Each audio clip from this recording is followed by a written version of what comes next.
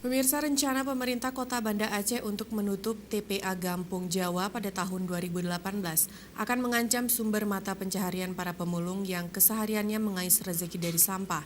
Nantinya seluruh operasional dan sampah akan dibawa ke TPA baru di kawasan Blang Bintang, Aceh Besar.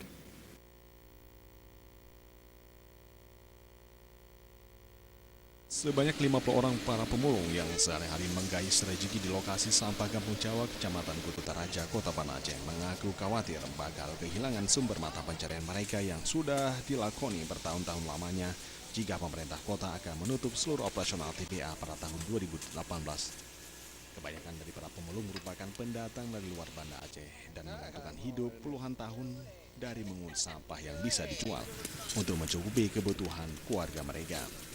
Di mana untuk rata-rata penghasilan dari memulung sampah bisa mencapai 50 hingga 100 ribu rupiah tergantung dengan banyaknya sampah yang laku dijual. Rata-rata pemulung memulung sampah dari di tempat tinggal para pemulung tersebut juga tidak jauh dari lokasi TPA. Itu mah terserah kamu, dapat di bekerja kamu. Tidak kerja kat tempi kan? Dekat terjadi pengangguran lah mau. Pun dengan pandon. Kamu nanti kamu nak kerja. Kerja lain nah. Gagal lain. Baik aku baik tadi terpihnya juga. Pemulung berharap kepada pemerintah kota agar sebelum sampah diangkut ke TPA baru di Blang Bintang Aceh Besar, supaya sampah bisa dipilah atau disortir di TPA Gampung Jawa, sehingga mereka punya kesempatan agar bisa mengambil sampah yang bisa dijual menjadi lembaran rupiah.